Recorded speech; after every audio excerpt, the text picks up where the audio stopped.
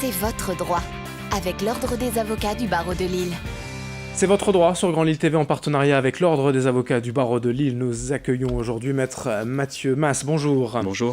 Vous allez nous parler de l'e-réputation. Je vais d'abord vous demander donc une définition. Qu'est-ce que c'est l'e-réputation ? L'e-réputation, avec le développement du web participatif, des réseaux sociaux, c'est toutes les informations, les publications qu'on va mettre sur la toile. Pour les commerçants, ça va être des communications sur les produits, les services, les valeurs. Pour les particuliers, ce sera les photos de vacances, etc. Donc finalement, l'e-réputation, pour une société commerciale, ça va être la vitrine numérique que les clients vont examiner.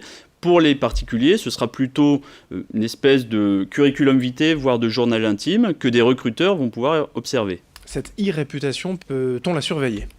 On peut la surveiller très simplement, on googleise son nom sur Internet, sur un moteur de recherche. Si on veut pousser un peu plus loin l'étude, on va utiliser d'autres services comme Google Suggest ou Talkwalker, qui sont des services gratuits ou alors très peu chers.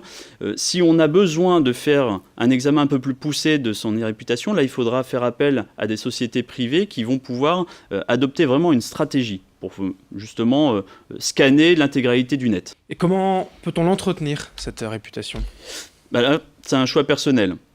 Soit on refuse de mettre des publications sur Internet, c'est très bien. Soit on est dans une démarche où on va mettre énormément de contenu, énormément d'images, énormément de publications. Donc là, il faudra être extrêmement vigilant dans les informations qu'on va donner, pas tomber dans de la diffamation, pas tomber dans de la contrefaçon.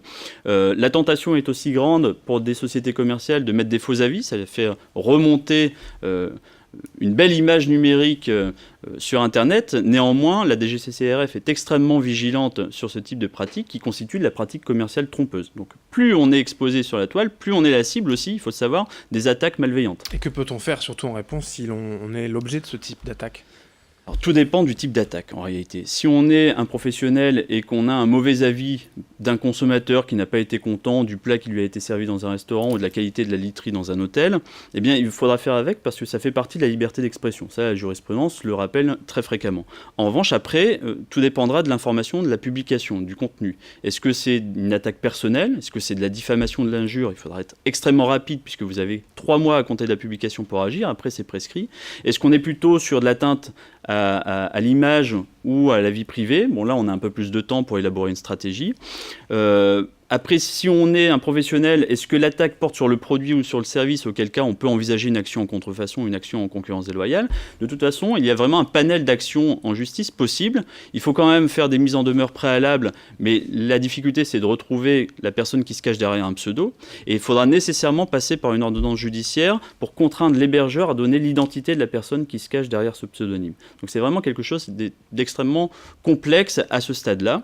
Après, il existe encore, lorsque plus aucune action en justice n'est possible parce que ce serait prescrit, il existe encore des prestataires qui vous permettent d'entretenir votre image numérique en faisant du SERP sculpting ou du flooding. Alors SERP sculpting, on va créer du contenu positif qui va faire remonter des bons résultats sur les moteurs de recherche. Le flooding, en fait, on met la poussière sous le tapis. On va cacher les publications négatives pour les mettre dans les pages successives de Google parce que, comme on le dit, le meilleur endroit pour cacher un cadavre, finalement, c'est la 2e page de Google.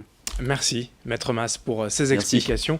Merci à vous de nous avoir suivis. C'est votre droit sur Grand Lille TV en partenariat avec l'Ordre des avocats du barreau de Lille. C'est votre droit, avec l'Ordre des avocats du barreau de Lille.